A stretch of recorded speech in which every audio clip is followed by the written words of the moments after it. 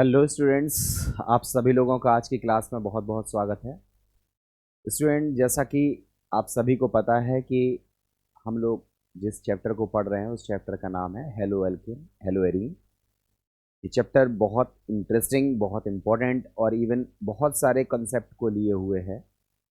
आप लोगों ने इसके पिछले टॉपिक्स, पिछले वीडियोस को अगर प्रॉपरली नहीं देखा हो तो मैं रिक्वेस्ट करूँगा कि आप उनको ज़रूर देखें, क्योंकि जितना सीक्वेंस से ये टॉपिक अरेंज्ड है उस सीक्वेंस से अगर आप प्रॉपरली तैयारी करते हो तो आपका कॉन्सेप्ट क्लियर हो जाएगा। उसके बाद आप कितनी भी एक्सरसाइज के क्वेश्चंस लगाएं, आपको किसी भी क्वेश्चंस में दिक्कतें फेस नहीं करनी पड़ेंगी। चूँकि टाइम हमारे पास लिमिटेड है, हमें उस लिमिटेड टाइम में टॉपिक को कवर करने की प्रयास करनी है और उस प्रयास के अंतर्गत कुछ जगहों पर मे भी पॉसिबल कि थोड़ा स्पीड लग सकती है, थोड़ा सा हो सकता है आपको ऐसा महसूस हो कि इसमें क्वेश्चंस की प्रैक्टिस थोड़ी सी कम हो रही है, बट नो इशू, कोई दिक्कत की बात नहीं है। मैं आगे भी आपको कंटिन्यूएशन में, मेरी क्लास नहीं भी होगी आगे, अगर संभव हुआ, पॉसिबल हुआ तो मैं वीडियोस अपलोड करता जाऊंगा आप सब लोगों के वेलफेयर में। और बहुत सारे क्वेश्चंस के भी वीडियोस में बना करके आपको ज़रूर भेजूंगा, जो बहुत अच्छे क्वेश्चंस रहे होंगे। बट अभी जो हमारा प्राइम टारगेट है वो है कि अधिक से अधिक टॉपिक की जो पार्ट है वो आपके क्लियर हो जाए और ज़्यादा से ज़्यादा टॉपिक आपको मैं बता पाऊँ जो भी हमें निर्धारित समय दिया गया है। एक्चुअली बताने के लिए उसमें इतना है कि समय कम पड़ जाएगा, बट फिर भी मैं प्रयास कर रहा हूँ। स्लाइड्स को प्रेजेंट करने का केवल एक ही रीज़न है कि इसमें थोड़ा सा समय बच जाता है और ज़्यादा चीज़ें बताने के लिए कवर हो जाती हैं, इसलिए स्लाइड प्रेजेंटेशन कंटिन्यू कर रहा हूँ मैं। बच्चों, हम लोगों ने लास्ट लेक्चर में आपको सिखाया था कि halo alkane, halo arene, sorry halo alkanes, या कहें तो एल्केल हैलाइड्स को हम लोगों ने तीन कैटेगरीज में बांटा था। एक नॉर्मल एल्केल हैलाइड्स थे जिसमें एल्केल ग्रुप में मेथिल एथिल प्रोपिल की बात हो रही थी। दूसरा था एलिल या फिर एरिल हैलाइड्स। तीसरा हमारा जो दूसरा था एलिल हैलाइड्स और तीसरा था एरिल हैलाइड्स। इनके मेथड्स ऑफ प्रिपरेशन की बात कर रहे थे, तो एल्केल हैलाइड्स को हम कैसे बनाते हैं वो मेथड्स मैंने आपको लास्ट क्लास में डिस्कस कर दिए थे। अब हम लोगों ने जो आज के क्लास में, मतलब आई मीन कल की क्लास में, हमने नॉर्मल एल्केल हैलाइड्स के मेथड ऑफ प्रिपरेशन को डिस्कस कर दिया था। हमने डिस्कस ये भी कर दिया था कि एलिल हैलाइड कैसे बनते हैं। हम लोगों ने आज की क्लास में एरिल हैलाइड्स को बनाने के मेथड्स को सीखना है। तो आइए बिना टाइम वेस्ट किए हुए हम लोग एरिल हैलाइड्स के बनाने के मेथड्स को देखते हैं, समझते हैं। लिखा भी है, देखिए, प्रेपरेशन ऑफ हेलो कंपाउंड्स। इसमें हम लोग बात कर रहे हैं methods for preparation of aryl halide. बच्चों, एरिल हैलाइड को बनाने के हमारे पास दो मेथड हैं। एक मेथड का नाम है डायरेक्ट हैलोजिनेशन और दूसरे मेथड का नाम है वाया डाईएजोनियम सॉल्ट्स। दो मेथड्स हैं, दोनों इंटरेस्टिंग मेथड्स हैं। आइए एक एक करके देखते हैं। सबसे पहले हम बात करते हैं डायरेक्ट हैलोजिनेशन की। बच्चों, डायरेक्ट हैलोजिनेशन में करते क्या है इसको थोड़ा सा पहले समझिए। देखो, हमारे पास बेंजीन है। इस बेंजीन की रिएक्शन हम लोग करते हैं Cl2 से। मैं Cl2 लिया हूँ, आप चाहो तो Br2 भी यूज़ कर सकते हो। और प्रेजेंस लेते हैं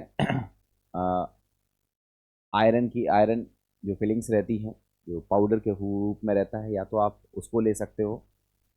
कुछ जगहों पर इसकी जगह पर एनहाइड्रस FeCl3 भी लिया रहता है, वो भी ले सकते हो आप।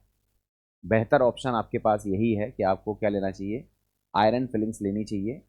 और बेंजीन का जो रिएक्शन है वो क्लोरीन के साथ कराना चाहिए, आयरन फिलिंग्स या फिर एनहाइड्रस FeCl3 की प्रेजेंस में। और हम आपको देखेंगे कि हम लोगों को जो मिलता है उसका नाम होता है क्लोरोबेंजीन।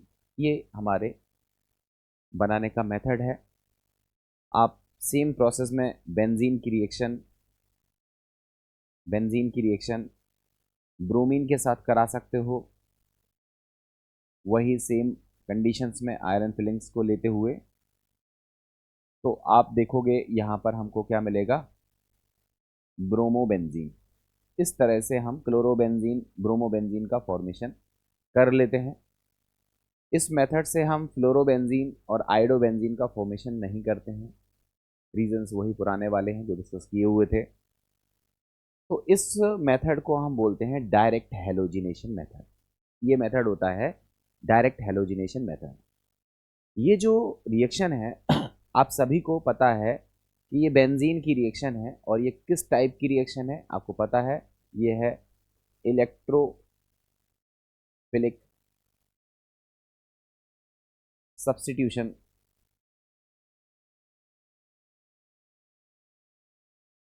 रिएक्शन। ये जो रिएक्शन है ये इलेक्ट्रोफिलिक सब्स्टिट्यूशन टाइप की रिएक्शन है, और बेंजीन इलेक्ट्रोफिलिक सब्स्टिट्यूशन रिएक्शन को देता है। अब बच्चों आपने एक चीज़ और भी पढ़ी है कि अगर हम बेंजीन से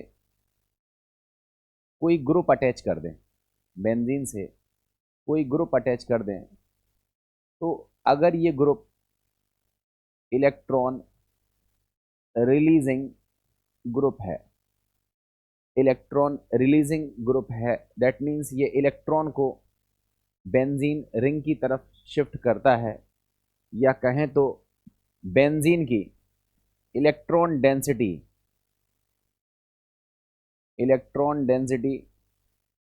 इंक्रीज कर देता है। ऐसा ग्रुप जो बेंजीन रिंग की इलेक्ट्रॉन डेंसिटी को इंक्रीज कर देता है, उसे हम लोग कहते हैं, उस ग्रुप को हम लोग कहते हैं एक्टिवेटिंग ग्रुप। क्या बोलते हैं? Activating group. Activating group. अब एक्टिवेटिंग ग्रुप बहुत सारे होते हैं। एग्जाम्पल के तौर पर OH है, ये हमारा एक्टिवेटिंग ग्रुप है। OR है, ये एक्टिवेटिंग ग्रुप है। NH2 है, ये एक्टिवेटिंग ग्रुप है। NHR है, ये एक्टिवेटिंग ग्रुप है। और भी बहुत सारे ग्रुप होते हैं जो एक्टिवेटिंग ग्रुप होते हैं, और जो एक्टिवेटिंग ग्रुप होते हैं वो इलेक्ट्रोफिलिक सब्स्टिट्यूशन रिएक्शन, ये शॉर्ट में लिखा हुआ है, इलेक्ट्रोफिलिक सब्स्टिट्यूशन रिएक्शन की रेट को क्या कर देते हैं, बढ़ा देते हैं। ये इलेक्ट्रोफिलिक सब्स्टिट्यूशन रेट को क्या कर देते हैं, बढ़ा देते हैं। अब अगर हम बात करें कि हमारे पास जो बेंजीन है, हमारे पास जो बेंजीन है, इस बेंजीन से कोई दूसरा ग्रुप अटैच है, कोई दूसरा ग्रुप अटैच है जो कि इलेक्ट्रॉन को विड्रॉ कर रहा है, that means electron withdrawing group है। तो हम क्या देखेंगे कि इस ग्रुप की वजह से जो बेंजीन की इलेक्ट्रॉन डेंसिटी है वो क्या हो गई, घट गई। और ऐसे ग्रुप को हम लोग तब कहते हैं डीएक्टिवेटिंग ग्रुप। Deactivating group. और जो डीएक्टिवेटिंग ग्रुप होते हैं उसके बहुत सारे एग्जाम्पल हैं। एक एग्जाम्पल का नाम है साइनो ग्रुप, दूसरे एग्जाम्पल का नाम है एल्डिहाइडिक ग्रुप, तीसरे ग्रुप का नाम है कार्बोक्सिलिक ग्रुप। ऐसे बहुत से ग्रुप हो सकते हैं, मैंने एक दो ग्रुप लिखे हुए हैं। ये सब डीएक्टिवेटिंग ग्रुप हैं, और ये इलेक्ट्रोफिलिक सब्स्टिट्यूशन रिएक्शन के रेट को क्या कर देते हैं, डिक्रीज कर देते हैं। बच्चों ये चीज़ आपको दिमाग में रखनी चाहिए। मतलब आपको मैं दिमाग में रखने के लिए क्या चीज़ बोल रहा हूँ कि जो है एरिल हैलाइड हैं वो हमको बनाने हैं। एरिल हैलाइड को बनाने के लिए हम सबसे पहले कौन सा मेथड यूज़ कर रहे हैं, डायरेक्ट हैलोजिनेशन। डायरेक्ट हैलोजिनेशन में हम लोग करते क्या हैं, बेंजीन की रिएक्शन कराते हैं, हैलोजन के साथ कराते हैं, प्रेजेंस लेते हैं, या तो आयरन फिलिंग्स की प्रेजेंस ले सकते हो या एनहाइड्रस FeCl3 की प्रेजेंस ले सकते हो। एनहाइड्रस FeCl3 की प्रेजेंस लेने में ध्यान रखना होता है कि जो FeCl3 है वो वाकई में एनहाइड्रस हो, अगर इसने मॉइस्चर के साथ रिएक्शन कर ली तो फिर ये एनहाइड्रस नहीं रहेगा और फिर ये कैटलिस्ट की तरह बिहेव नहीं कर पाएगा और इलेक्ट्रोफिलिक सब्स्टिट्यूशन रिएक्शन को नहीं प्रदर्शित कर पाएगा। इसलिए बहुत ज़रूरी होता है कि ये या तो एनहाइड्रस ही लिया जाए या फिर अगर आपको एनहाइड्रस नहीं मिल रहा है तो फिर आप उसकी जगह पर आयरन फिलिंग्स का यूज़ कीजिए, रिएक्शंस को गर्म कीजिए और आपको देखो मिलेगा क्लोरोबेंजीन। इस मेथड को बोलते हैं डायरेक्ट हैलोजिनेशन मेथड। और ये जो मेथड है, ये जो रिएक्शन है, ये किस टाइप की रिएक्शन है तो याद रखना होगा, ये इलेक्ट्रोफिलिक सब्स्टिट्यूशन टाइप की रिएक्शन है। और इलेक्ट्रोफिलिक सब्स्टिट्यूशन रिएक्शन में मैकेनिज्म किस तरह से रिप्रेजेंट होती है ये मैं आपको थोड़ा सा लिख करके बता दे रहा हूँ। देखो हमारे पास है फॉर एग्जांपल बेंजीन, ठीक है, हमारे पास है बेंजीन, हमने इसकी रिएक्शन कराई है क्लोरीन से और प्रेजेंस ले ली है किसकी, एनहाइड्रस FeCl3 की। तो हमको क्या मिला है, क्लोरोबेंजीन और साथ में क्या मिला है, HCl, यही मिला है ना। अब इसकी मैकेनिज्म कैसे लिखी जाएगी, तो इसमें सबसे पहले स्टेप नंबर 1, पहला स्टेप क्या होता है कि जो क्लोरीन होता है Cl सिंगल बॉन्ड Cl, वो रिएक्शन करता है FeCl3 से, जो कि होता है कैसा, एनहाइड्रस। एनहाइड्रस FeCl3 जो होता है वो लुईस एसिड की तरह बिहेव करता है। ये बॉन्ड बॉन्ड जो है वो क्लीवेज होगा और ये जाकर के इससे जुड़ जाएगा।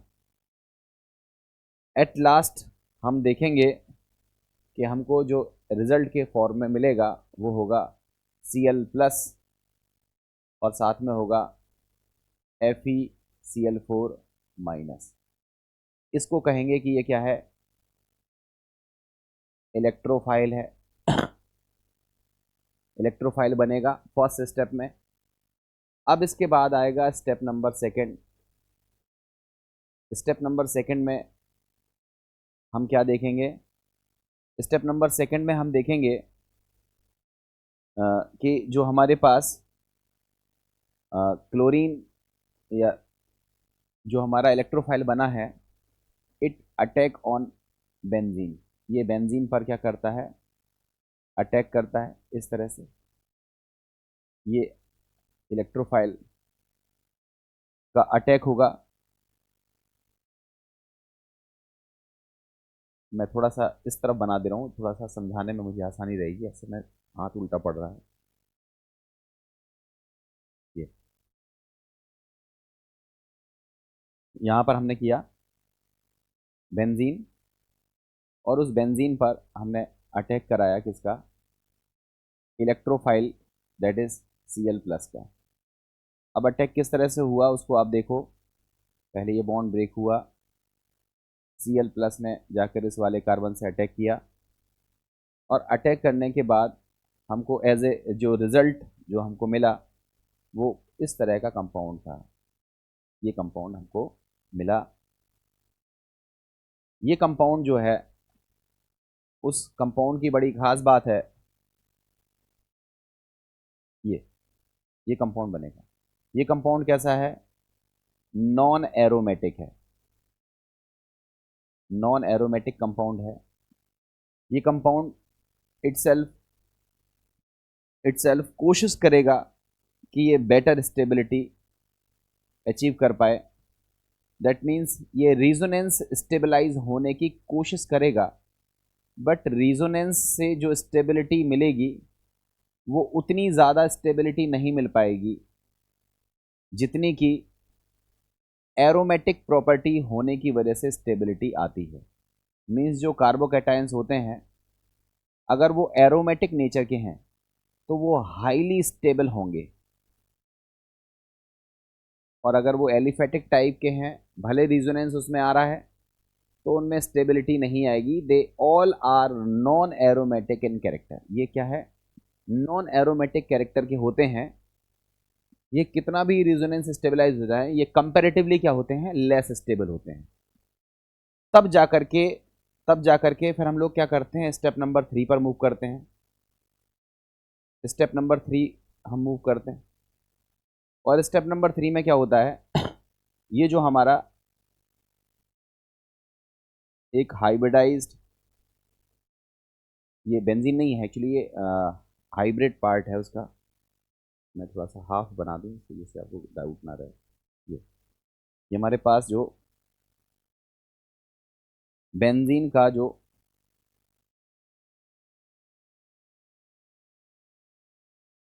ये इसका हाइब्रिड पोर्शन है, इस पोर्शन पर जब हमारा अटैक होता है किसका, ये पूरा प्लस है कंप्लीट में, ठीक है।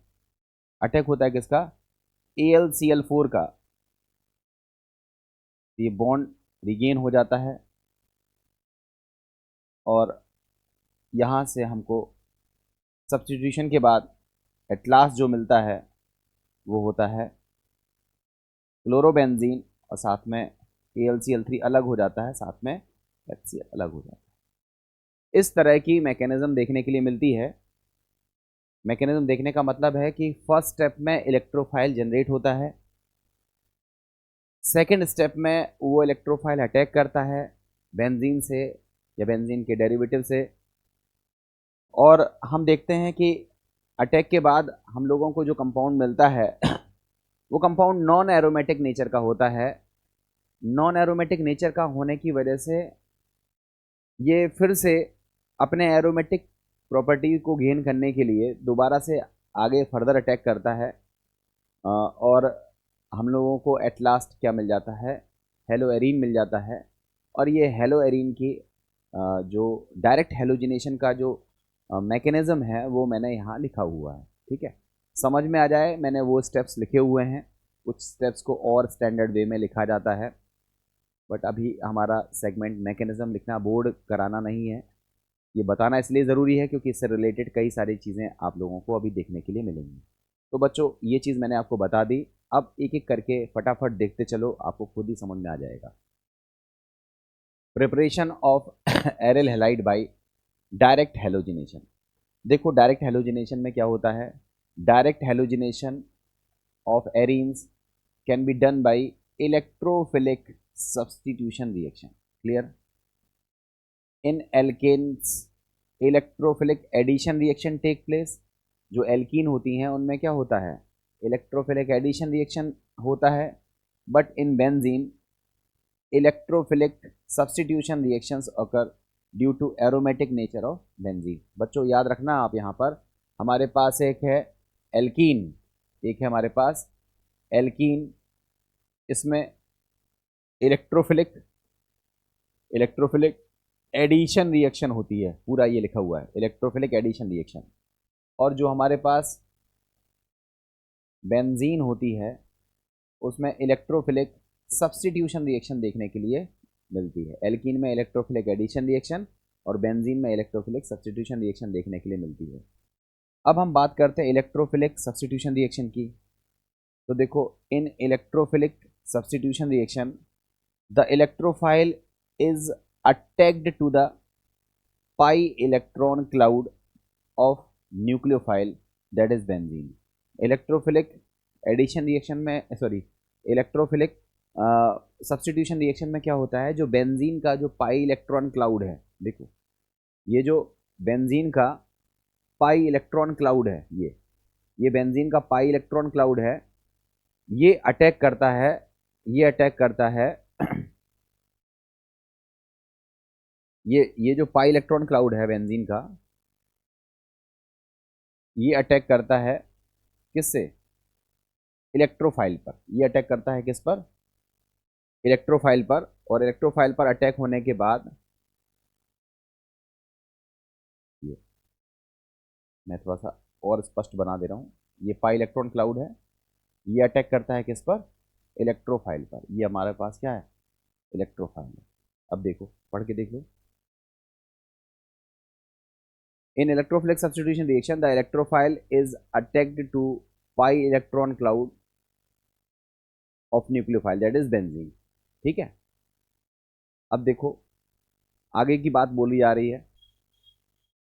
Aryl chloride, bromide are prepared using Cl2Br2 and Lewis acid as catalyst. मैंने आपको बताया डायरेक्ट हेलोजिनेशन जब हम कराते हैं तो क्लोरीन की रिएक्शन करा सकते हैं, ब्रोमीन की रिएक्शन करा सकते हैं, साथ में हमें प्रेजेंस लेनी पड़ेगी लुईस एसिड की। वो लुईस एसिड जनरली हम FeCl3 लेते हैं, या फिर आप चाहो तो ZnCl2 भी ले सकते हो, या AlCl3 भी ले सकते हो। लिखा है आगे एक्टिवेटिंग ग्रुप। मैंने अभी हाल एक्टिवेटिंग ग्रुप के बारे में बताया। एक्टिवेटिंग ग्रुप ऐसे ग्रुप जो बेंजीन की इलेक्ट्रॉन डेंसिटी बढ़ा देते हैं उसे बोलते हैं activating group. Activating group increase the electron density of the benzene ring. Groups like, इसके एग्जाम्पल लिखे हैं OH, NH2, OCS3 and CH3 are ortho and para directing group. ये ऑर्थो और पैरा डायरेक्टिंग ग्रुप होते हैं, साथ में एक्टिवेटिंग ग्रुप होते हैं। ये इलेक्ट्रोफिलिक सब्स्टिट्यूशन रिएक्शन की स्पीड को क्या कर देते हैं, बढ़ा देते हैं। Already prepared FeBr3 and FeCl3 is not use. मैंने आपको फिर बताया हमें जो FeCl3 या FeBr3 लेना पड़ता है वो एनहाइड्रस होना चाहिए। अगर हम पहले से प्रिपेयर किया हुआ FeCl3 या FeBr3 ले लेंगे तो उसको यूज़ नहीं करते हैं। क्यों नहीं करते हैं? In the reaction because it reacted with the moisture. ये मॉइस्चर के साथ रिएक्ट कर लेता है and will be having moisture content, और इसमें मॉइस्चर कंटेंट मौजूद रहता है। Moisture means H2O means base, Lewis base, और एनहाइड्रस FeCl3 ये क्या है, लुईस एसिड। इनके बीच में एसिड बेस न्यूट्रलाइजेशन टाइप की रिएक्शन होती है and reduce the activity of catalyst. और अगर एसिड बेस रिएक्शन हो गई तो जो कैटलिस्ट है उसकी कैटेलिटिक प्रॉपर्टी डिक्रीज हो जाएगी। So in actual practice iron filings in presence of chlorine और ब्रोमीन आर कॉमनली यूज। इसलिए जब हम रिएक्शन में यूज़ करते हैं तो आयरन फिलिंग्स का यूज़ करते हैं, और उससे क्या होता है कि फ्रेशली प्रिपेयर्ड FeCl3 या FeBr3 बनता है और वो कैटलिस्ट का प्रॉपरली वर्क करता है और ये जो रिएक्शन है वो स्मूथ हो जाती है। The reaction is done in dark. इसको हम लोग डार्क कंडीशन में कराते हैं। ये इंटरेस्टिंग बात है, ये डार्क कंडीशन में कराई जाती है to avoid the possibility of free radical substitution pathway. और ये ऐसा इसलिए कराया जाता है जिससे फ्री रेडिकल सब्स्टिट्यूशन रिएक्शन का पाथ न बनने लगे, क्योंकि अगर फ्री रेडिकल सब्स्टिट्यूशन रिएक्शन का पाथ बनने लगेगा तो इस रिएक्शन में ढेरों प्रोडक्ट्स बन जाएंगे, जो अनडिज़ायरेबल प्रोडक्ट्स होंगे वो सब यहाँ पर बनने लगेंगे। तो बच्चों ये आपके डायरेक्ट हेलोजिनेशन में मुद्दे की बातें थी। अब फटाफट देखो आप, वहाँ हमने अभी एग्जाम्पल लिया था बेंजीन का, ये टोलुइन का एग्जाम्पल है। टोलुइन में ये जो CH3 है ये कैसा ग्रुप है, एक्टिवेटिंग ग्रुप है। जब हम इस पर हेलोजन की रिएक्शन कराएंगे तो आने वाला हेलोजन या तो ऑर्थो पे जुड़ेगा या पैरा पे जुड़ेगा। तो देखो हमको क्या मिलेगा, ऑर्थो हेलो टोलुइन और पैरा हेलो टोलुइन। यहाँ जो हेलो ग्रुप है उसमें क्लोरीन लेना है और ब्रोमीन लेना है। क्लियर है? अब देखो यहाँ पर नेक्स्ट, इसमें जो मैकेनिज्म है उसमें स्टेप 1 में क्या है, जनरेशन ऑफ इलेक्ट्रोफाइल। मैंने आपको फिर बताया हमने FeCl3 लिया था, इन्होंने AlCl3 लिया हुआ है। AlCl3 क्लोरीन के साथ रिएक्ट करके क्या बनाएगा, Cl+, जिसको हम बोलते हैं इलेक्ट्रोफाइल। डायग्राम से भी सीख सकते हो।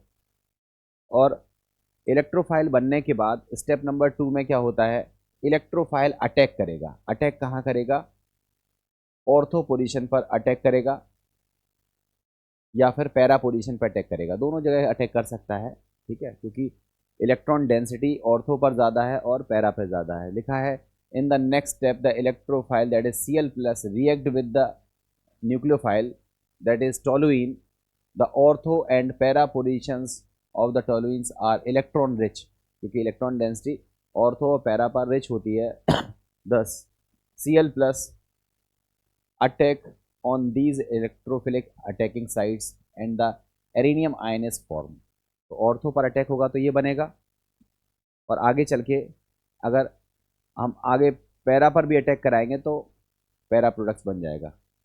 फिर जब ये ऑर्थो पैरा प्रोडक्ट्स बन जाएगा तो वो कैसा होगा, नॉन एरोमेटिक कैरेक्टर का होगा, और उसको फिर से एरोमेटिक कैरेक्टर के लिए बदलने के लिए हम उस पर जो AlCl4 था या फिर FeCl4 था उसकी रिएक्शन कराएंगे। लिखा है देखो, the aromaticity of the toluene is lost in the formation of arenium ion. जब एरिनियम आयन बनता है तो उसकी एरोमेटिसिटी क्या हो जाती है, लॉस्ट हो जाती है। So it is unstable in nature. In the last step the abstraction of base occur from the arenium ion to form the final ortho substituted aromatic product. तो जो बेस आता है वो H को हटाता है और लास्ट में ऑर्थोक्लोरोटोलुइन की हमें फॉर्मेशन होती हुई दिख जाती है। The same mechanism is followed for the formation of para product. ये ऑर्थो के लिए मैकेनिज्म दिख रही है, ऐसे ही मैकेनिज्म आप पैरा प्रोडक्ट्स के लिए भी बना सकते हो। दोनों प्रोडक्ट्स हमको बनते हुए दिखते हैं। अब देखो, हमने आपको बताया कि Cl2 और Br2 ज़्यादातर यूज़ करी जाती है। देखो F2 के केस में क्या है, F2 is highly reactive and difficult to store and the reaction is highly exothermic. चूँकि F2 बहुत ज़्यादा रिएक्टिव है, इस रिएक्शन में बहुत ज़्यादा एनर्जी निकलती है, तो कभी कभी एक्सप्लोजन भी हो जाता है और F2 को स्टोर करना भी मुश्किल रहता है। इसलिए फ्लोरिनेशन हम नहीं कराते हैं, हम क्लोरीन और ब्रोमीन को प्रिफर्ड करते हैं। ठीक है।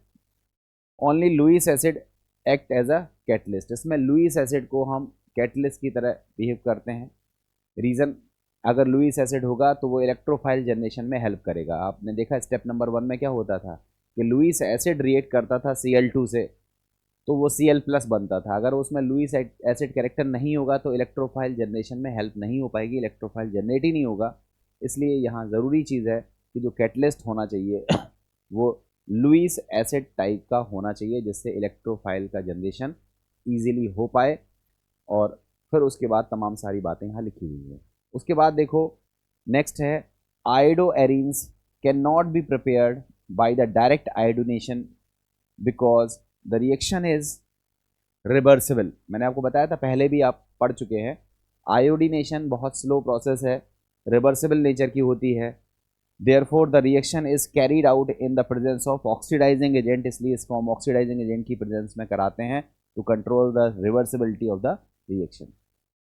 रिएक्शन की रिवर्सिबिलिटी ना हो और ज़्यादा से ज़्यादा आयोडो एल्कीन आपको मिले, इसलिए इस रिएक्शन को हम ऑक्सीडाइजिंग एजेंट की प्रेजेंस में कराते हैं। खैर, फिलहाल आपको क्या यूज़ करना चाहिए, Cl2 एंड Br2 हेलोजिनेशन में, डायरेक्ट हेलोजिनेशन में हमें बेंजीन का हेलोजिनेशन कराना हो, टोलुइन का कराना हो या अदर एक्टिवेटिंग ग्रुप या डीएक्टिवेटिंग ग्रुप वाले किसी बेंजीन के डेरिवेटिव का हेलोजिनेशन कराना हो, तो हमें Cl2 और Br2 प्रेफर करना चाहिए, F2 और I2 को प्रेफर नहीं करना चाहिए। रीज़न आपके सामने है। अब देखो नेक्स्ट है, बहुत ज़बरदस्त इंपॉर्टेंट रिएक्शन है, बहुत पूछी जाती है। लिखा है preparation of aryl halides by diazonium salt. बच्चों, डाइएजोनियम सॉल्ट क्या होता है आप लोगों ने पढ़ा होगा। देखो ये हमारे पास है एनिलीन। देखो ध्यान से समझना, ये बेंजीन है, इससे NH2 ग्रुप लगा हुआ है, इसको बोलते हैं एनिलीन। इस एनिलीन की रिएक्शन हम लोग कराते हैं HNO2 से। एक्चुअली HNO2 डायरेक्टली नहीं बना बनाया रखा नहीं होता है, इसको हम तुरंत बनाते हैं।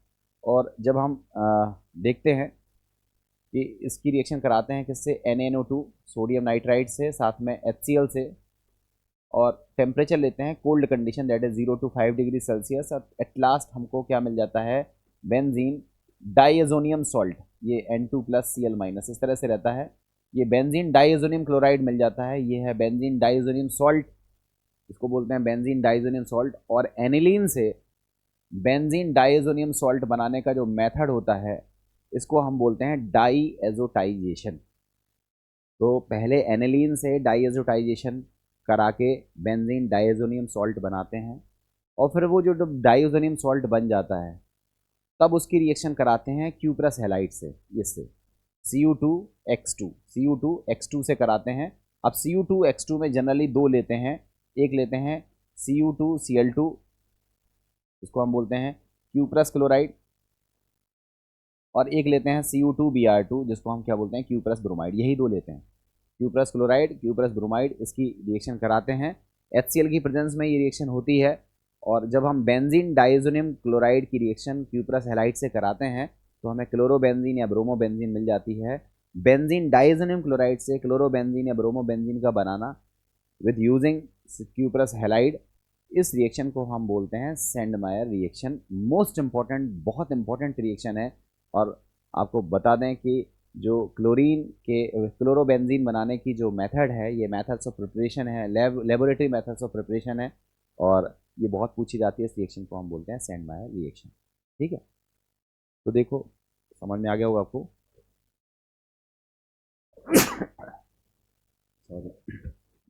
लिखा हुआ है when freshly prepared diazonium salt, अब डाइएजोनियम सॉल्ट बना बनाया नहीं रखा होता है, बनाते हैं। कैसे बनाते हैं दिखा हुआ है, एनिलीन की रिएक्शन कराते हैं NaNO2HCl से कोल्ड कंडीशन में, तो हमारा बेंजीन डाइएजोनियम सॉल्ट बनता है। तो लिखा है when freshly prepared diazonium salt of primary aromatic amines, ये जो डाइएजोनियम सॉल्ट बनाते हैं ये प्राइमरी अमीन ही बनाते हैं, सेकेंडरी और टर्सरी अमीन डाइएजोनियम सॉल्ट नहीं बनाते। तो प्राइमरी अमीन की रिएक्शन जब हम NaNO2 और HCl से कराते हैं, या कहें तो नाइट्रस एसिड से कराते हैं कोल्ड कंडीशन में, तो हमें बेंजीन डाइएजोनियम सॉल्ट बनता है, जिसको हम एरोमेटिक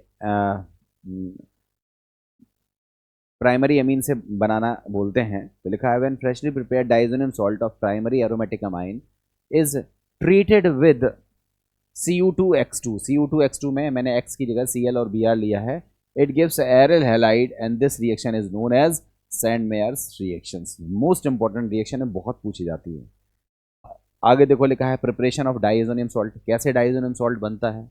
लिखा है aniline dissolve in cold aqueous mineral acid when treated with sodium nitrite there is a formation of diazonium salt. This diazonium salt is used to prepare other aryl halide by reacting with Cu2X2 and loss of nitrogen gas take place। ठीक है, वही process है, ये लिखी हुई है।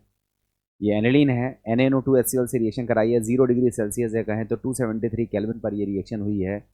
हम लोगों ने देखा है ये बेंजीन डाइजोनियम क्लोराइड, जिसको हम शॉर्ट में BDC बोलेंगे, ये बन गया है, साथ में NaCl और H2O बना है, और इसको बोलते हैं प्रिपरेशन ऑफ डाइजोनियम सॉल्ट, और इस रिएक्शन को बोलते हैं डाईएजोटाइजेशन। ठीक है, तो ये डाईएजोटाइजेशन रिएक्शन लगी और बेंजीन डाइजोनियम क्लोराइड हमारा बन गया। अब जो बेंजीन डाइजोनियम क्लोराइड हमारा बन गया, उसकी रिएक्शन हमने Cu2Cl2 या Cu2Br2 से कराई है, तो हमको क्लोरोबेंजीन या ब्रोमोबेंजीन मिल गया, और इस रिएक्शन को बोलते हैं सेंडमायर रिएक्शन, और सेंडमायर रिएक्शन से क्लोरोबेंजीन या ब्रोमोबेंजीन बन जाता है। अगर हम आयोडोबेंजीन बनाना चाहते हैं तो Cu2Cl2 Cu2Br2 से तो क्लोरोबेंजीन ब्रोमोबेंजीन बन गया था, Cu2I2 एग्जिस्ट नहीं करता, इसलिए हम वहाँ पर एक नया कंपाउंड लेते हैं, दैट इज पोटेशियम आयोडाइड। तो याद रखना बच्चों, बेंजीन डाइजोनियम क्लोराइड को पोटेशियम आयोडाइड के साथ रिएक्ट कराने पर हमको क्या मिलता है, आयोडोबेंजीन, मगर इसको सेंडमायर रिएक्शन नहीं कहते हैं। याद रखना, इसको सेंडमायर रिएक्शन नहीं कहते हैं। लिखा है replacement of diazonium group with iodine does not required cuprous halide, इसके लिए क्यूप्रस हैलाइड की जरूरत नहीं होती है। It can be done, sorry मैं गलत बोल गया, Cu2I2 या कहें तो Cui एग्जिस्ट तो करता है, मगर यहाँ रिक्वायरमेंट नहीं है, यहाँ आप डायरेक्टली पोटेशियम आयोडाइड या सोडियम आयोडाइड का यूज़ कर सकते हो। ठीक है, it can be done with Ki, although we are preparing iodobenzene with the same substrate, that is benzene diazonium chloride BDC, this is not considered as Sandmeyer reaction. Nitrogen is a good leaving group। ठीक है, ध्यान रखना, जब हम Ki के साथ reaction कराएंगे तो आयोडोबेंजीन बन जरूर जाएगा, मगर इसको आप सैंडमेयर रिएक्शन नहीं बोलोगे। ठीक है, अब देखो बच्चों, कुछ बढ़िया इंटरेस्टिंग क्वेश्चंस हैं, और ये क्वेश्चंस आप लोगों के थोड़ा मैकेनिज्म कॉन्सेप्ट को यूज़ करते हुए बनाए गए हैं। देखो एक तरफ से क्वेश्चंस आपको खुद ही पता चल जाएंगे। क्वेश्चन है compound X with molecular formula C7H8, एक कंपाउंड X है जिसका फॉर्मूला क्या है, C7H8 है, is treated with chlorine in presence of FeCl3। तो पहले तो हम लोग ये सोचेंगे ये C7H8 है क्या। देखो कैसे सोचा जाता है इसको, देखो C7 अगर 7 कार्बन की एल्केन होती तो इसका फॉर्मूला क्या होता, C7H16, यही होता भाई। फॉर्मूला क्या होता है एल्केन का, यही होता है ना, CnH2n+2, यही होता है। अगर इसमें n की वैल्यू 7 रख देते तो 7 कार्बन का जो एल्केन बनता वो क्या बनता, C7H16। हमारे पास जो फॉर्मूला दिया है वो क्या है, C7H8। अब देखो इसमें डिफरेंस कितना है, तो कहोगे कार्बन तो सेम है, हाइड्रोजन में 8 हाइड्रोजन कम है। देखो कितने हाइड्रोजन कम है, 8 हाइड्रोजन कम है। 2 हाइड्रोजन का मतलब एक डबल बॉन्ड, 8 हाइड्रोजन का मतलब 4 डबल बॉन्ड। मतलब कहने का मतलब है इसमें 4 डिग्री ऑफ अनसेचुरेशन है। मतलब आपसे पूछता है कि अगर किसी कंपाउंड का मॉलिक्यूलर फॉर्मूला C7H8 है तो इसमें डिग्री ऑफ अनसेचुरेशन बताओ। तो डिग्री ऑफ अनसेचुरेशन निकालने का तरीका क्या है कि जितने कार्बन का आपको हाइड्रोकार्बन दिया है उस हाइड्रोकार्बन का एल्केन बना लो और जो आपको दिया है उसमें डिफरेंस निकालो। जितने H कम हो उस H में 2 का डिवाइड कर दो। जैसे 8H कम है तो 2 का डिवाइड करोगे तो आंसर आएगा 4। तो इस कंपाउंड में जो C7H8 कंपाउंड होगा इसमें 4 डिग्री ऑफ अनसेचुरेशन है। अब 4 डिग्री ऑफ अनसेचुरेशन को आप ऐसे सोच सकते हो 4 डिग्री ऑफ अनसेचुरेशन को आप ऐसे सोच सकते हो कि 1 डिग्री ऑफ अनसेचुरेशन से तो बन गई रिंग।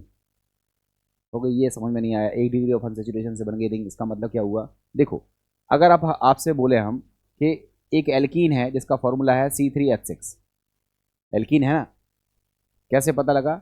फॉर्मूला होता है CnH2n। ये किसका फॉर्मूला होता है? एल्कीन का। हमने कहा इस एल्कीन का स्ट्रक्चर बनाओ तो आपने कहा CH3 CH double bond CH2। बताओ, यही तो बनाओगे प्रोपीन।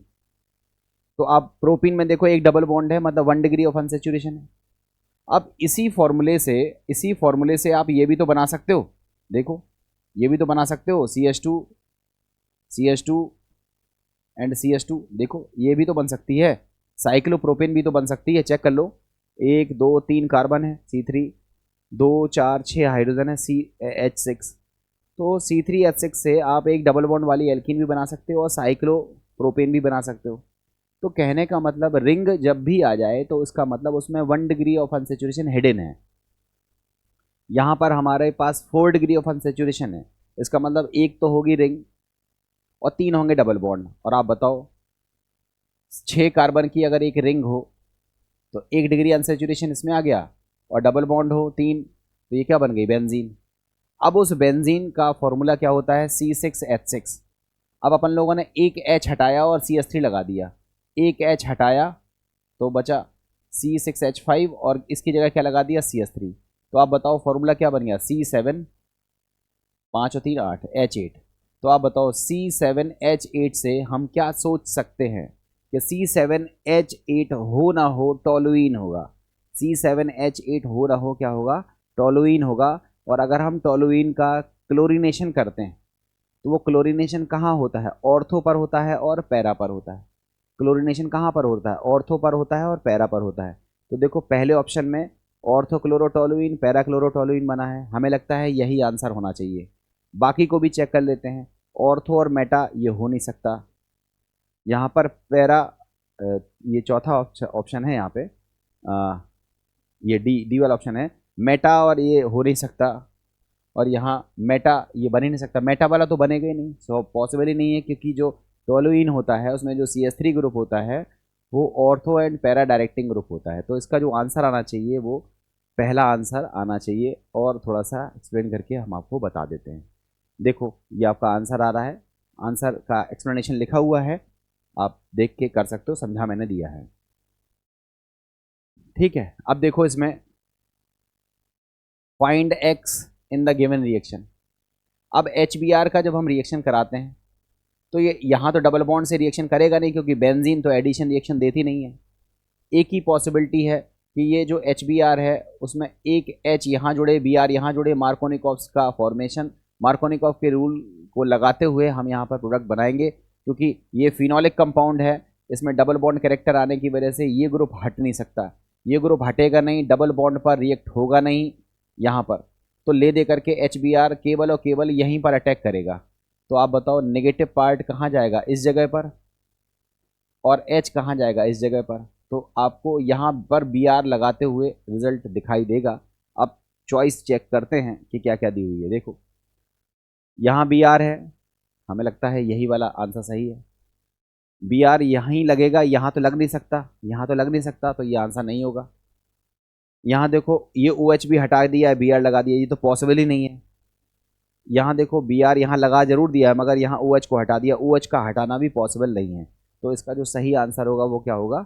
ए। इस तरह का प्रोडक्ट फॉर्मेशन होता हुआ दिखेगा। एक्सप्लेनेशन आपके सामने है और इसमें मार्कोनिकॉफ रूल लग रहा है, जिस हिसाब से ये हमारा फाइनल आंसर होगा। अब देखो बच्चों, ये बहुत बढ़िया सुपर क्वेश्चन है। क्वेश्चन कह रहा है कंपाउंड C7H8, मैंने अभी हाल बताया C7H8 में 4 डिग्री ऑफ अनसेचुरेशन है, दैट मीन्स ये स्ट्रक्चर हो ना हो टोलुइन का होगा। अब इस टोलुइन की रिएक्शन हम पहले क्लोरीन से करा रहे हैं और हम इसको गर्म करते हुए करा रहे हैं। उसके बाद फिर ब्रोमिनेशन करा रहे हैं, देन ZnHCl से रिएक्शन करा रहे हैं। ABC पूछ रहा है C क्या बनेगा। बच्चों ये बहुत अच्छी रिएक्शन है, इसको थोड़ा हम बता दें। सबसे पहले जब हम टोलुइन की रिएक्शन कराएंगे 3 मोल्स ऑफ क्लोरीन से, तो अपन लोगों में देखने के लिए मिलेगा ये जो H है टोलुइन का, C वाला H ये हट जाएगा और हमको पहले क्या मिलेगा, CCl3 ट्राइक्लोरोमेथिल टोलुइन, इस तरह मिल जाएगा। ट्राइक्लोरोमेथिल बेंजीन हम लोगों को मिल जाएगा। ये कंपाउंड हो गया A, इसको बोलेंगे A। अब इस A का हमने क्या किया, ब्रोमिनेशन। क्लोरीनेशन में Cl2 की रिएक्शन कराते हैं, ब्रोमिनेशन में Br2 की रिएक्शन कराएंगे। बच्चों याद रखना ये डीएक्टिवेटिंग ग्रुप है और ये मेटा डायरेक्टिंग ग्रुप है, तो जो आने वाला Br ग्रुप है वो मेटा पोजीशन पे आएगा। तो जो B कंपाउंड बनेगा वो क्या होगा, CCl3 तो रहेगा, ये Br मेटा पोजीशन पे आएगा। एक चीज ये हो गया B। अब जब हम ZnHCl के साथ रिएक्शन कराएंगे तो ZnHCl क्या करेगा, इस कंपाउंड में CCl3 को हटा देगा, मतलब दोबारा से किसमें बदल देगा, टोलुइन में कन्वर्ट कर देगा। ये इसका काम है। तो आप बताओ क्या मिल गया, मेटाब्रोमो टोलुइन मिलेगी, मेटाब्रोमो टोलुइन मिलेगी। इसका ए आंसर होगा, ये हमारा करेक्ट आंसर है। ठीक है, इस तरह से जो रिएक्टेंट्स हैं उसमें क्या क्या बनेगा वो मैंने बना के आपको दिखा दिया है, रिजल्ट आपको समझ में आ गया होगा। और थोड़ा देख लो, ये ए है, ये बी है, ये सी है, क्लियर हो गया होगा और आंसर आपका ए होगा। देखो वही रिएक्शन पाथ है, टोलुइन की रिएक्शन क्लोरीन से कराई, ट्राइक्लोरोमेथिल बेंजीन बन गया, ब्रोमिनेशन से मेटा बन गया और फिर उसके बाद जिंक HCl ने क्या बनाया वो आपको बनाते हुए यहाँ दिखा दिया है। देखो ये बहुत अच्छा क्वेश्चन है, ये भी आपसे क्वेश्चन कह रहा है the reaction of toluene with chlorine in presence of FeCl3। Toluene की रिएक्शन FeCl3 की प्रेजेंस में Cl2 से कराएंगे तो X and reaction in presence of light give Y। तो X और Y बताना है कि क्या बनेगा। ठीक है, देखो रिएक्शन ऑफ टोलुइन, ये हमारे पास टोलुइन है,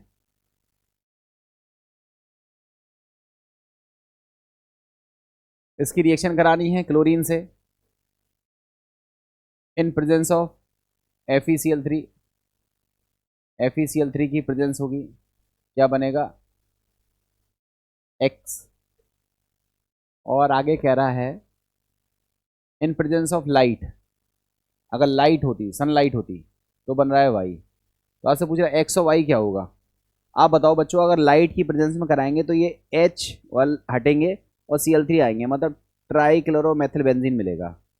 तो आपको पता होना चाहिए जो Y है, जब हम लाइट की प्रेजेंस में करा रहे हैं तो ट्राइक्लोरोमेथिल बेंजीन बनेगा, तो Y जो होगा वो ट्राइक्लोरोमेथिल बेंजीन होगा। और अगर सिंपली हेलोजिनेशन करा रहे हैं तो ऑर्थोक्लोरो और पैराक्लोरो बनेगा इसमें, तो ये बनेगा X बराबर क्या होगा, ऑर्थो एंड पैराक्लोरो टोलुइन, और Y क्या होगा, ट्राइक्लोरो मेथिल बेंजीन। तो आपका जो सही आंसर होगा वो होगा C। ठीक है, इस तरह से करना है। सॉल्यूशन लिखा हुआ है, आप एक बार पढ़ के देख लेना। जो प्रोडक्ट्स बनते हैं वो मैंने बना दिया है। टोलुइन का अगर हम हेलोजिनेशन करते हैं, क्लोरीनेशन करते हैं तो ऑर्थोक्लोरोटोलुइन पैराक्लोरोटोलुइन मिलेगा, और अगर हम सनलाइट की प्रेजेंस में करते हैं तो एक एक करके सारे H हटेंगे और लास्ट मिलेगा ट्राइक्लोरोमेथिल बेंजीन। देखो ये भी क्वेश्चन एक और है, what products are formed when the following compounds is treated with Br2 in presence of FeBr3। Br2 की रिएक्शन करानी है FeBr3 की प्रेजेंस में इस कंपाउंड से। तो बच्चों इस कंपाउंड से अगर हम रिएक्शन कराएंगे तो देखो Br ग्रुप ऑर्थो और पैरा पर जाएगा, मगर इन दोनों की इस वाली पोजीशन को जिसको हम ऑर्थो कह रहे हैं यहाँ पर Br नहीं आएगा। क्यों नहीं आएगा? क्योंकि ये ग्रुप बल्की ग्रुप है, ये ग्रुप बल्की ग्रुप है और बी आर ग्रुप भी बल्की ग्रुप होता है, तो यहाँ हिंड्रेंस लगेगा, इसलिए बी आर को यहाँ नहीं लगाना है। अब आप कहाँ लगा सकते हो? तो कहोगे ये पोजीशन यहाँ लगाई जा सकती है, ये इसका ऑर्थो है और इसका पैरा है, यहाँ लगा सकते हो क्योंकि ये इसका ऑर्थो है, ये इसका पैरा है। यहाँ नहीं लग सकता है क्योंकि ये इसका मेटा है, ये इसका मेटा है, यहाँ नहीं लगेगा, यहाँ नहीं लगेगा। तो बी आर को आपको कहाँ लगाना है? या तो इस जगह पे लगाना है या इस जगह पे लगाना है। तो आप चेक कर लो, बी आर यहाँ लगा है, पॉसिबल नहीं है। बी आर यहाँ लगा है, ये पॉसिबल नहीं है। तीसरी चॉइस को देखो, बी आर यहाँ लगा है, बी आर यहाँ लगा है, ये पॉसिबल है। बी आर यहाँ लगा है और यहाँ मेटा पोजीशन है, ये पॉसिबल नहीं है, तो ये पॉसिबल नहीं है। तो इसका जो करेक्ट आंसर होगा वो कौन सा होगा? सी आंसर होगा, जो हमारा बनता हुआ हमें दिखेगा। ठीक है, ये लिखा है correct answer is option C. Check कर लीजिएगा, डिटेल आंसर लिखा हुआ है, पढ़ लेना, मैंने समझा दिया आपको। ये बच्चों मेथड्स ऑफ प्रिपरेशन थे और इसमें वो सारे मेथड्स ऑफ प्रिपरेशन मैंने विद डिटेल्स कवर किए जो आपके एनसीईआरटी में गिवन है, जो पूछे जाते हैं। अब हम लोग बात करते हैं हेलो एरीन या हेलो एल्केन या एल्किल हैलाइड की फिजिकल प्रॉपर्टीज़ के बारे में। बच्चों, फिजिकल प्रॉपर्टीज़ में बहुत सारी प्रॉपर्टीज़ देखने के लिए मिलती हैं। जो जो क्वेश्चन जिस जिस तरीके से पूछे जाते हैं, हम हर तरीके से क्वेश्चन आपको बता दे रहे हैं। पहला है कलर एंड ऑर्डर, जनरली इससे क्वेश्चन आता नहीं है। दूसरा क्वेश्चन है बॉइलिंग पॉइंट, तीसरा है सॉलिबिलिटी और चौथा है डेंसिटी। इनसे क्वेश्चन क्रिएट हो सकते हैं। ज़्यादातर क्वेश्चन कहाँ से पूछे जाते हैं? बॉइलिंग पॉइंट से पूछे जाते हैं। बॉइलिंग पॉइंट से ज़्यादातर क्वेश्चन पूछे जाते हैं। बाकी आपको मैं बता सब दे रहा हूँ, बट ज़्यादातर क्वेश्चन बॉइलिंग पॉइंट से पूछे जाते हैं। ये इसकी फिजिकल प्रॉपर्टीज़ है। जल्दी जल्दी देख लेते हैं। सबसे पहले हम कलर एंड ऑर्डर की बात करें तो ये कलरलेस होती हैं, मगर जब हम ब्रोमोबेंजीन और आयोडोबेंजीन को एक्सपोजर ऑफ एयर में रखते हैं तब इसमें कलर डेवलप हो जाता है। जनरली ये कलरलेस होती हैं। और अगर स्मेल की बात करें तो स्मेल भी इसमें नहीं होती है, मगर जब इसमें स्मेल आती है तो फ्रूटी या मीठी स्मेल इसमें आती है। लिखा है generally halo compounds are colourless in their pure form, but bromides and iodides develop colour when exposed in air light. जब हम लाइट में छोड़ते हैं तब इनमें ब्रोमाइड और आयोडाइड में कलर आ जाते हैं। Generally volatile halogens compounds have sweet smell. जो वॉलेटाइल होते हैं वो स्वीट स्मेल के होते हैं। ये इसका कलर एंड ऑर्डर है, जो कि पूछा नहीं जाता है। बॉइलिंग पॉइंट की बात करें तो बॉइलिंग पॉइंट दो बातों पे डिपेंड करता है। एक है polarity and size of compound और दूसरा है branching of the parent chain. इन दो बातों पर निर्भर करता है। देखो, ये हमारा कार्बन और हेलोजन का बॉन्ड है। आपको पता है इस पर पार्शियल नेगेटिव है, इस पर पार्शियल पॉजिटिव है, तो ये पोलर नेचर का है। अब 2 मिनट के लिए सोचो, CF है, CCl है, CBr है, CI है, तो बताओ पोलरिटी सबसे ज़्यादा इसमें होगी क्योंकि F और C के बीच में इलेक्ट्रोनेगेटिविटी डिफरेंस ज़्यादा है। उसके बाद इसका नंबर आएगा, उसके बाद इसका नंबर आएगा, लास्ट में इसका नंबर आएगा। तो कहीं ना कहीं पोलरिटी अलग अलग है। फ्लोरो कंपाउंड्स में अलग है, क्लोरो में अलग है, ब्रोमो में अलग है, आयोडो में अलग है। जब पोलरिटी अलग अलग होगी तो फोर्स ऑफ अट्रैक्शन, डाइपोल जो बनेंगे उनके बीच में जो डाइपोल डाइपोल इंटरेक्शन होगा, या कहें तो जो इंटरेक्शन है, आयन आयन इंटरेक्शन है, डाइपोल डाइपोल इंटरेक्शन है, उसकी वैल्यू अलग अलग होगी, फोर्स ऑफ अट्रैक्शन अलग अलग होगा। तो कहीं ना कहीं बॉइलिंग पॉइंट वेरी करेगा, बदलेगा। तो जो बॉइलिंग पॉइंट है उसको डिसाइड करने के लिए हमें क्या चीज़ चेक करनी होती है? पोलरिटी चेक करनी होती है पहले नंबर पर। पोलरिटी के बाद हमें साइज़ चेक करना पड़ता है। जैसे मैथिल ग्रुप है, 2 मिनट के लिए हम यहाँ ले लें मैथिल आयोडाइड, फिर हम ले लें एथिल आयोडाइड, फिर हम ले लें प्रोपिल आयोडाइड। तो आप बताओ, मैथिल में साइज़ छोटा है, एथिल का साइज़ बड़ा है और प्रोपिल का साइज़ और बड़ा है। तो जिसका साइज़ बड़ा होगा, अब यहाँ पर हमने एल्किल ग्रुप बदला है। आप चाहते तो क्लोरो, ब्रोमो और आयोडो ले लेते। क्लोरो का मॉलिक्यूलर वेट कम होता है, ब्रोमो का ज़्यादा होता है, आयोडो का और ज़्यादा होता है। तो जैसे जैसे साइज़ बढ़ेगा उनके बीच में लगने वाला वॉन्डरवॉल फोर्स ऑफ अट्रैक्शन बढ़ जाएगा, और वॉन्डरवॉल फोर्स ऑफ अट्रैक्शन बढ़ गया दैट मीन्स बॉइलिंग पॉइंट बढ़ जाएगा। तो बॉइलिंग पॉइंट दो बातों पर निर्भर करता है। पहला जो दो बातों का मतलब है, पहला है polarity of C X bond and size, इस पर निर्भर करता है। और दूसरा पोलरिटी सेम है और उसमें ब्रांचिंग आ गई है, जितनी ज़्यादा ब्रांचिंग होगी उतना ज़्यादा गोल हो जाएगा, साइज छोटा हो जाएगा, वंडरवॉल फोर्स ऑफ अट्रैक्शन कम हो जाएगा और उसकी वजह से बॉइलिंग पॉइंट डिक्रीज हो जाएगा। तो ये मैंने जो भी चीज़ें बताई हैं, अगर समझ में आ गई हैं तो आगे का 5-7 मिनट आपका बच जाएगा, मतलब आप सीधे क्वेश्चंस पर आ जाओगे। और यदि आपको लगा कि मैंने जो बताया वो जल्दी बता दिया, नहीं क्लियर हो पा रहा है, तो आप फिर अब इत्मीनान से अगली स्लाइड देखो, समझ में खुद ही आ जाएगी। देखो, polarity and size of the compound, ठीक है। अब सबसे पहले हम डायरेक्टली क्वेश्चंस पर आते हैं।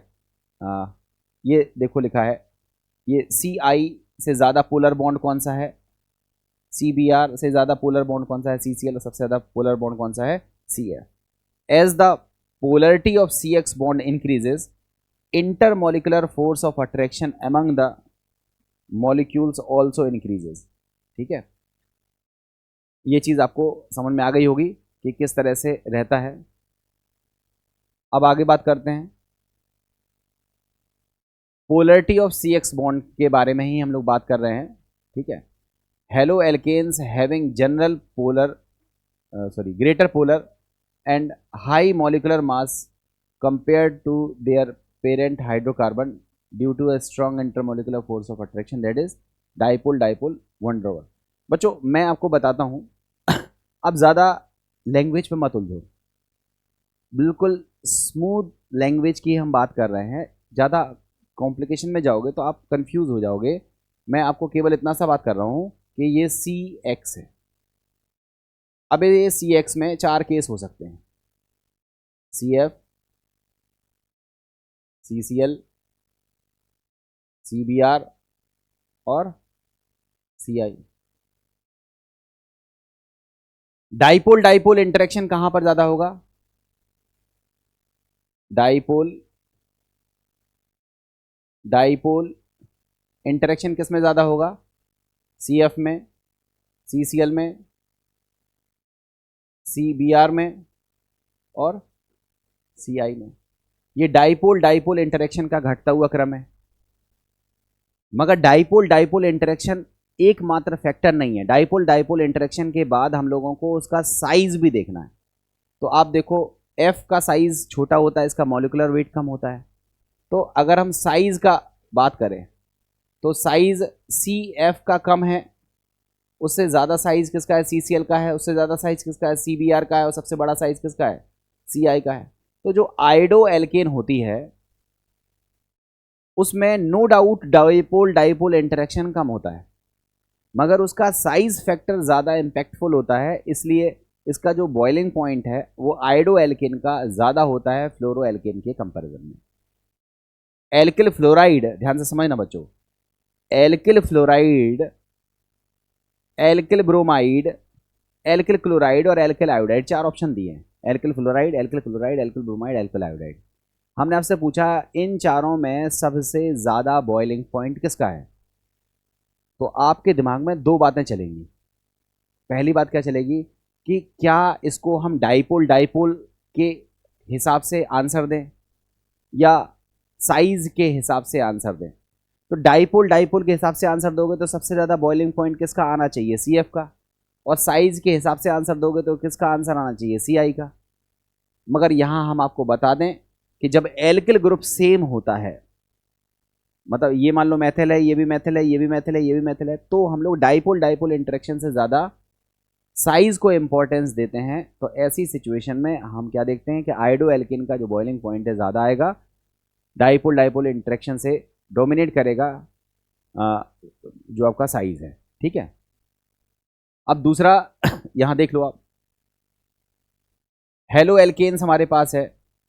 Hello alkanes have greater polarity, high molecular mass, polarity भी ज़्यादा है और मॉलिकुलर मास भी ज़्यादा है। तो इसका जो होगा कंपेयर टू पेरेंट हाइड्रोकार्बन, ठीक है। इसका जो बॉइलिंग पॉइंट है वो क्या होगा, ज़्यादा होगा किसकी तुलना में, पेरेंट हाइड्रोकार्बन की तुलना में। मतलब जो हाइड्रोकार्बन होते हैं, हाइड्रोकार्बन मतलब समझते हो, एल्केन, एल्कीन। तो जो एल्केन एल्कीन है उससे बॉइलिंग पॉइंट ज़्यादा होता है किसका, हेलो एल्केन का या एल्किल हैलाइड का। क्यों ज़्यादा होता है, क्योंकि हाइड्रोकार्बन में केवल कार्बन और हाइड्रोजन है, तो नो डाउट इसका मॉलिक्यूलर मास तो कम होगा, मगर हेलो एल्केन या एल्किल हैलाइड में H हटके X आया है, तो हेलो ग्रुप आने की वजह से इसका मॉलिक्यूलर मास बढ़ गया। तो एक तो हेलो एल्केन का मॉलिक्यूलर मास ज़्यादा होता है, और दूसरा इसमें कार्बन हेलोजन का बॉन्ड होता है, तो डाइपोल डाइपोल इंटरेक्शन होता है।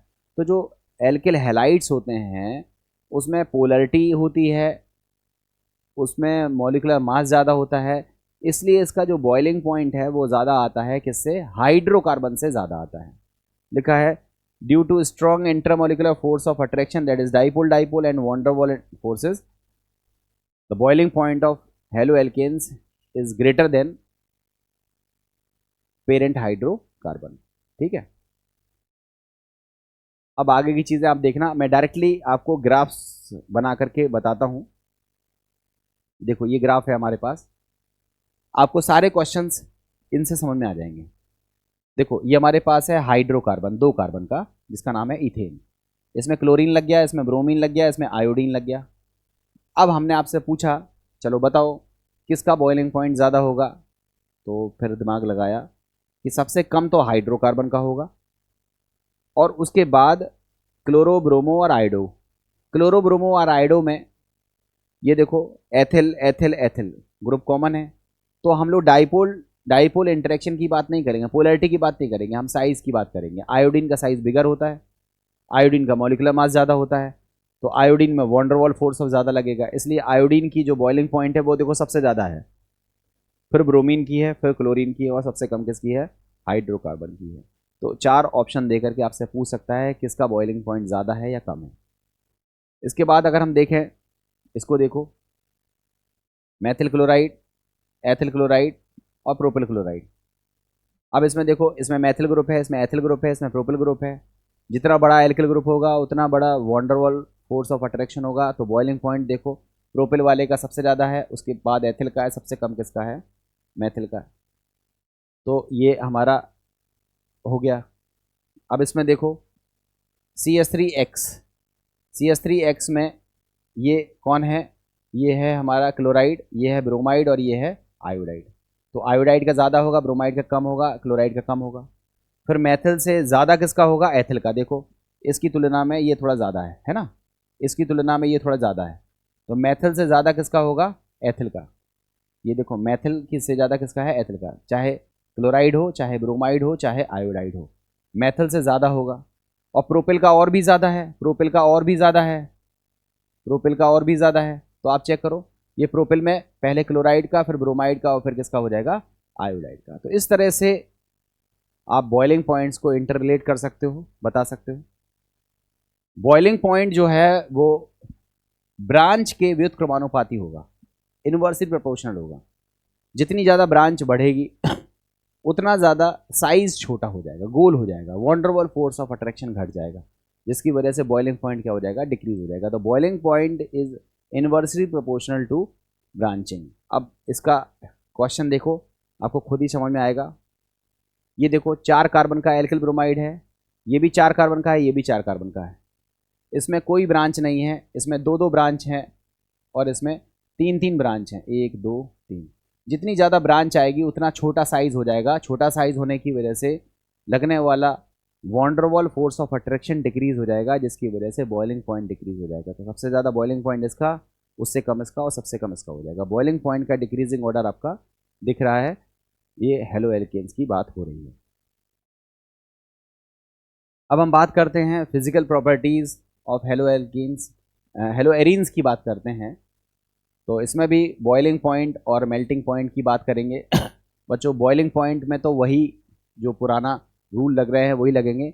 इसमें इंटरेस्टिंग है मेल्टिंग पॉइंट। देखो बच्चों इसमें क्वेश्चन एक बड़ा सीधा सीधा सेट फॉर्मेट है, ऑर्थो डाइक्लोरो, ऑर्थो के बाद मेटा डाइक्लोरो, और उसके बाद पैरा डाइक्लोरो बेंजीन, 3 ऑप्शन दिए रहेंगे, और आपसे पूछा जाएगा कि इसमें से सबसे ज़्यादा मेल्टिंग पॉइंट किसका है। तो जो जितना ज़्यादा सिमेट्रिकल होता है उसमें मॉलिक्यूल्स के बीच में उतनी कॉम्पैक्ट पैकिंग होती है और उसका मेल्टिंग पॉइंट उतना ज़्यादा होता है, तो सबसे ज़्यादा मेल्टिंग पॉइंट पैरा वाले का होता है। सीधा सीधा कॉन्सेप्ट वाला सीधा क्वेश्चन है, इसको याद कर लीजिए आप। देखो मेल्टिंग पॉइंट में क्या लिखा हुआ है, generally boiling point of isomeric dihalobenzenes are nearly same. Melting point में ज़्यादा कोई खास अंतर नहीं मिलता है। Molecules with better packing in crystal form form have higher melting point, जिसमें बेटर पैकिंग देखने के लिए मिलेगी, उस क्रिस्टल का जो मेल्टिंग पॉइंट है वो ज़्यादा होगा। General molecule with high symmetry have better packing efficiency in crystal lattice than the molecules with low symmetry. जिसमें ज़्यादा अच्छी सिमेट्री होगी उसमें पैकिंग ज़्यादा होगी, पैकिंग एफिशिएंसी ज़्यादा होगी, उसका मेल्टिंग पॉइंट ज़्यादा होगा। और सबसे फेमस क्वेश्चन यही है, पूछा जाता है ortho dichloro, Meta dichloro, para dichloro है, आपसे पूछा जाएगा किसका मेल्टिंग पॉइंट ज़्यादा है, तो याद रखना पैरा वाले का ज़्यादा है, क्योंकि सबसे ज़्यादा इसमें सिमेट्री है, सबसे ज़्यादा बेटर पैकिंग एफिशिएंसी इसमें है, इसलिए सबसे ज़्यादा मेल्टिंग पॉइंट इसका ज़्यादा होगा। लिखा है हियर 1,4-डाइक्लोरो benzene is more symmetrical than ortho and meta isomers, thus it has higher melting point than ortho and meta isomers। Ortho और मेटा से इसका आइसो मेल्टिंग पॉइंट है वो ज़्यादा होगा। ये बात हो गई। Solubility of alkanes, halo alkanes की बात करें तो ये भले डाइपोल इसमें देखने के लिए मिलता है, बट ये वाटर सॉल्युबल नहीं होती हैं। ये जो ऑर्गेनिक सॉल्वेंट होते हैं उनमें ज़्यादातर ये डिज़ोल्व होती हैं। ये उतना स्ट्रॉन्ग ना तो हाइड्रोजन बॉन्ड बनाती है ना वाटर के साथ डाइपोल प्रॉपर इंटरेक्शन दिखाती हैं, इसलिए हेलो एल्केन्स आर फीबली या बहुत कम डिज़ोल्व होती हैं वाटर में, और ज़्यादातर डिज़ोल्व किसमें होती हैं, ऑर्गेनिक सॉल्वेंट्स में ज़्यादातर डिज़ोल्व होती हैं। अब डेंसिटी की बात करें तो डेंसिटी में एज सच कोई ज़्यादा कठिन चीज़ नहीं है। डेंसिटी आप ऐसा समझ लो मॉलिकुलर मास पर डिपेंड करेगी, जिसका मॉलिकुलर मास ज़्यादा होगा उसकी डेंसिटी ज़्यादा होगी। देखो C3H7Cl, C3H7Br, C3H7I, इसमें क्लोरो ब्रोमो आइडो का मॉलिकुलर मास ज़्यादा है, तो जिसका मॉलिकुलर मास ज़्यादा है उसका डेंसिटी ज़्यादा होगा। तो जैसे जैसे कार्बन बढ़ेंगे डेंसिटी बढ़ेगी, और अगर कार्बन कांस्टेंट है तो जैसे जैसे हैलोजन हैवियर होती जाएगी उसकी डेंसिटी बढ़ती जाएगी। ये डेंसिटी का ऑर्डर है, डेंसिटी भी पूछी नहीं जाती है, आप इसको रिलेट कर सकते हो। तो बच्चों ये हमारी थी फिजिकल प्रॉपर्टीज़, ये आपको समझ में आ गई होंगी। अब हम लोगों को कुछ और इंटरेस्टिंग पार्ट्स पर बात करनी है। तो अब हम लोग बात करेंगे कुछ केमिकल प्रॉपर्टीज़ के बारे में।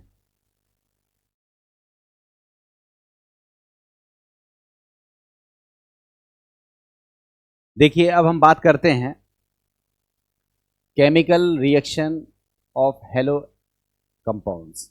हेलो कंपाउंड्स की केमिकल रिएक्शंस की बात करते हैं, तो जो हेलो कंपाउंड्स हैं, दैट मीन्स जो हेलो एल्केन्स हैं, उनकी रिएक्शंस को हमने 3 कैटेगरी में बांटा है, nucleophilic substitution reaction, elimination reaction और रिएक्शन विद मेटल्स। बच्चों आप ये दोनों पढ़ चुके हो। न्यूक्लियोफिलिक सब्स्टिट्यूशन रिएक्शन जिसमें SN रिएक्शन आती है, और SN में कौन कौन आती है, SN1 आती है और SN2 आती है, SNI भी आती है, बट हमें SN1 SN2 ज़्यादा डिटेल में पढ़नी है। एलिमिनेशन रिएक्शन भी आप पढ़ चुके हो, इसमें आपकी 3 आती हैं, आपको 2 पढ़नी है, E1 और E2, एक और आती है E1C भी जो हमने आपको बता तो दी है। और मेटल के साथ रिएक्शन में वुड्स रिएक्शन है, ग्रिग्नार्ड के साथ रिएक्शन है, मतलब ग्रिग्नार्ड रिएजेंट का फॉर्मेशन है, फ्रैंकलैंड रिएक्शन है, उल्मान बायरल सिंथेसिस है, और आपकी वुड्स फेटिक रिएक्शन है।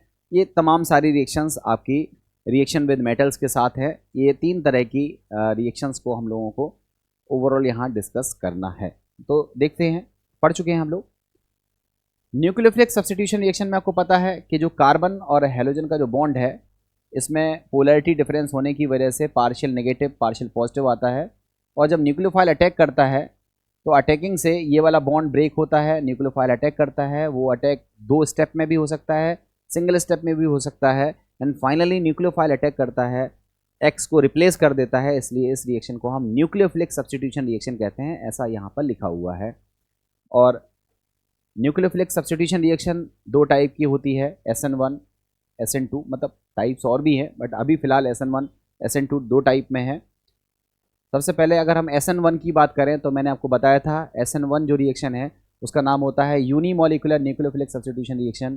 दैट मीन्स जो रिएक्शन का रेट है वो केवल एक ही टाइप के molecule that is alkyl halide के कॉन्सेंट्रेशन पर डिपेंड करता है, बेस के या न्यूक्लियोफाइल के कॉन्सेंट्रेशन पर ये डिपेंड नहीं करता है। इसलिए यूनिमोलिकुलर सब्स्टिट्यूशन रिएक्शन इसका नाम है। फर्स्ट ऑर्डर काइनेटिक्स को ये फॉलो करती है। रिएक्शन दो स्टेप में होती है। जो फर्स्ट स्टेप होता है जिसमें कार्बोकैटायन बनता है वही रेट डिटरमाइनिंग स्टेप्स होता है, और इसमें जो एल्किल हैलाइड की रिएक्टिविटी होती है वो वह एल्किल हैलाइड जो स्टेबल कार्बोकैटायन बनाता है वो SN1 रिएक्शन को स्मूथली परफॉर्म करता है। जनरली टर्सरी एल्किल हैलाइड ज़्यादा स्टेबल है, इसलिए टर्सरी एल्किल हैलाइड ज़्यादा फास्टर SN1 रिएक्शन शो करते हैं as compare to 2 degree as compare to 1 degree. So order of reactivity क्या होगा, 3 to 1, ये आपका ऑर्डर रहता है। इसमें पार्शियल रेसमाइजेशन देखने के लिए मिलता है, और इसमें पोलर प्रोटेक सॉल्वेंट जो है वो सपोर्ट करते हैं, और इसमें वीक एंड मॉडरेट न्यूक्लियोफाइल लिया जाता है साइड रिएक्शन से बचने के लिए। ये पूरी डिटेल बात हम आपको पहले बता चुके हैं, दोबारा से बताने का कोई मतलब नहीं है, ठीक है। ये SN1 रिएक्शन है। अब हम बात करते हैं SN2 रिएक्शन की, ये भी हम पढ़ चुके हैं। ये स्लाइड्स मैंने वहीं से ली हैं जो मैंने आपको बताई हैं। SN2 रिएक्शंस को हम बाई मॉलिकुलर न्यूक्लियोफिलिक सब्स्टिट्यूशन ये कहते हैं। इसमें जो रिएक्शन का रेट है ये दो टाइप्स के मॉलिक्यूल के कॉन्सेंट्रेशन पर डिपेंड करता है। The first one is halo alkane या एल्किल हैलाइड के कॉन्सेंट्रेशन पर डिपेंड करता है, एज वेल एज बेस के कॉन्सेंट्रेशन पर भी ये रेट इसका डिपेंड करता है। ये सेकंड ऑर्डर काइनेटिक्स को फॉलो करता है और इसका नाम होता है by molecular nucleophilic substitution reaction. ये सिंगल स्टेप रिएक्शन होती है। इसमें कोई रिएक्शन इंटरमीडिएट नहीं बनता है, बल्कि इसमें पेंटावेलेंट ट्रांजिशन स्टेट बनती है, और इसमें जो एल्किल हैलाइड है उनकी रिएक्टिविटी का जो ऑर्डर है वो सबसे फास्ट रिएक्शन 1 डिग्री देते हैं, देन 2 डिग्री, देन 3 डिग्री। ये एल्किल हैलाइड की रिएक्टिविटी का ऑर्डर है। इसमें इन्वर्जन देखने के लिए मिलता है जिसको हम वॉल्डन इन्वर्जन भी कहते हैं, और इसमें पोलर एप्रोटिक सॉल्वेंट इस्तेमाल होता है, और यहाँ न्यूक्लियोफाइल हमें स्ट्रॉन्ग लेना पड़ता है। और इस तरह से आपके SN2 रिएक्शंस के बारे में जो कुछ भी हमने आपको डिस्कस किया है वो सब चीज़ यहाँ पर आ गई है। अब सबसे ज़्यादा यही रिएक्शन शो करती है, मतलब जो एल्किल हैलाइड है उसकी बहुत सारी रिएक्शन किस टाइप की है, न्यूक्लियोफिलिक सब्स्टिट्यूशन। अब न्यूक्लियोफिलिक सब्स्टिट्यूशन रिएक्शंस को मैंने एक सारणी में आपको एक टेबल में आपको बना करके दिखा दिया है कि किसके साथ रिएक्शन होता है, क्या बनता है। वो सारी रिएक्शन किसकी हैं, ये सब SN1 SN2 टाइप की रिएक्शन। अब डिपेंड करता है कि एल्किल हैलाइड कौन सा है, हमारी रिएक्शन कंडीशन कौन सी है। बट SN1 हो या SN2 हो, मगर है तो सब्स्टिट्यूशन न्यूक्लियोफिलिक सब्स्टिट्यूशन रिएक्शन है। मतलब तो अब हम लोग बहुत सारी रिएक्शंस पर बात करने वाले हैं जो कि किस तरह की रिएक्शन होती है, SN रिएक्शंस होती हैं। तो आइए देखते हैं। देखो, अगर हम एल्किल हैलाइड की रिएक्शन, ध्यान से समझना, एल्किल हैलाइड की रिएक्शन किससे कराते हैं, एक्वस NaOH से या KOH से, तो ये X हट जाएगा और क्या मिलेगा, एल्कोहल।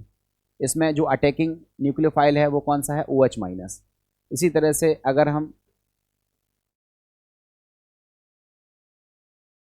H2O के साथ रिएक्शन करा रहे हैं तो भी हमको एल्कोहल मिल रहा है। कंडीशंस थोड़ी अलग होती है, कैटलिस्ट वगैरह लेना पड़ता है यहाँ पे।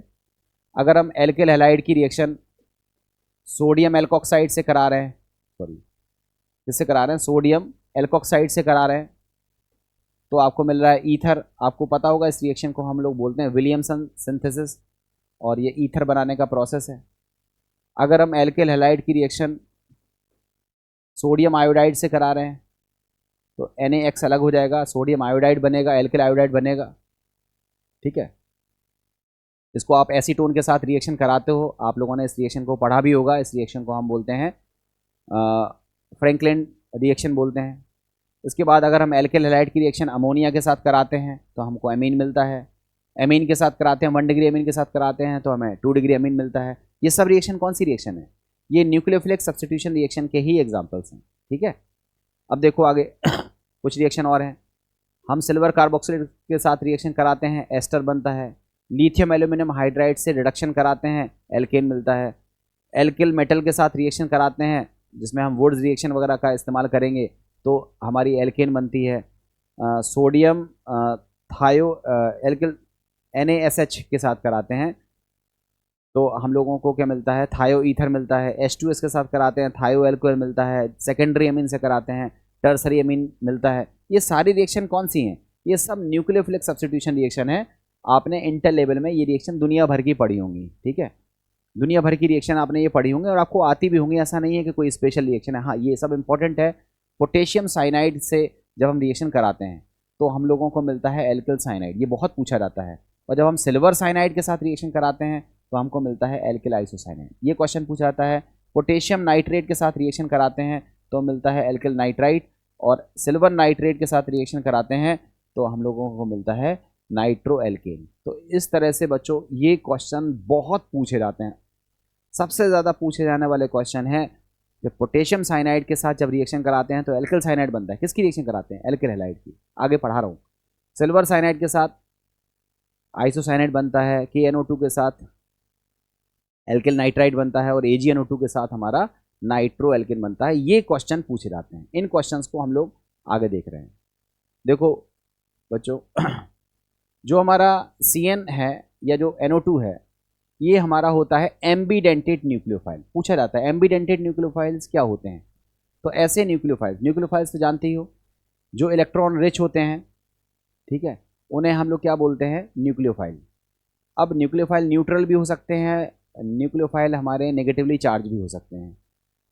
अब आप बताओ कि एक न्यूक्लियोफाइल है जिसमें दो डोनर साइट्स हैं।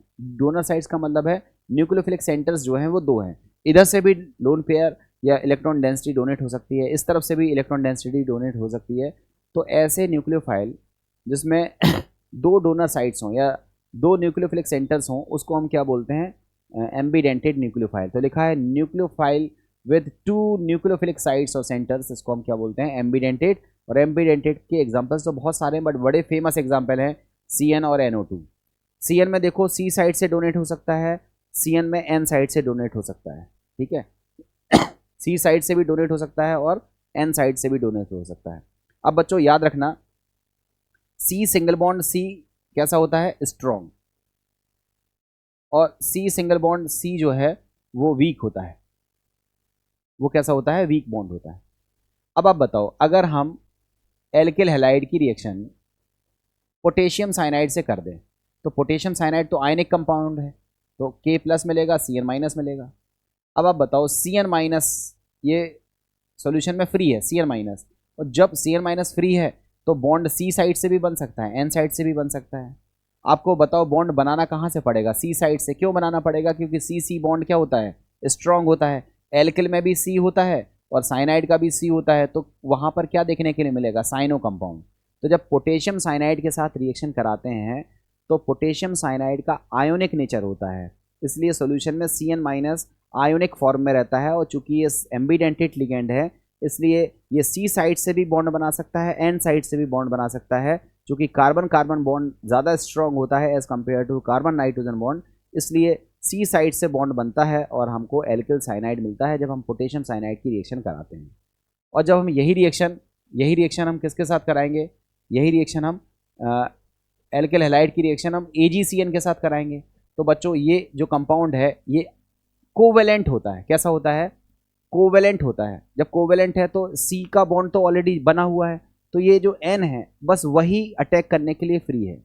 तो जब N अटैक करेगा तो बॉन्ड भी कहाँ से बनेगा? N से बनेगा, इसलिए वहाँ पर N अटैकिंग साइड से बॉन्ड बनता है, दैट इज वहाँ पर क्या मिलता है?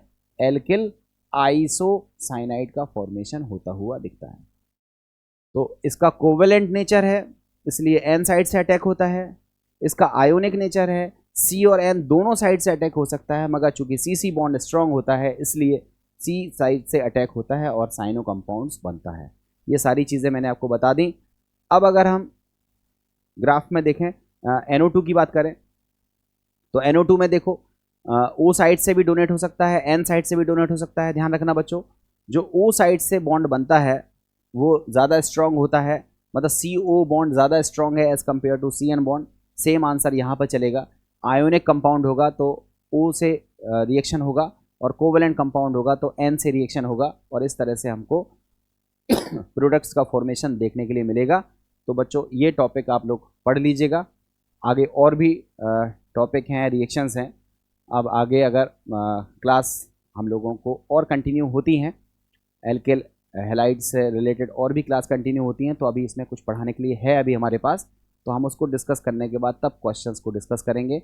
और यदि क्लास हमारी ओवर हो जाती हैं तो कोई दिक्कत नहीं है, हम क्लास के अकॉर्डिंग आगे मूव करेंगे और फिर जो कुछ भी हमारा पार्ट रह गया होगा वो रिमेनिंग पार्ट्स में उसको हम कवर करेंगे। या रिमेनिंग पार्ट नहीं भी रहा होगा तो आगे मुझे जैसे मौका मिलेगा मैं बाकी पार्ट्स को भी कवर करके वीडियोस बना करके आपको ज़रूर प्रोवाइड करूंगा, जिससे आप लोगों की तैयारी बेहतर हो सके।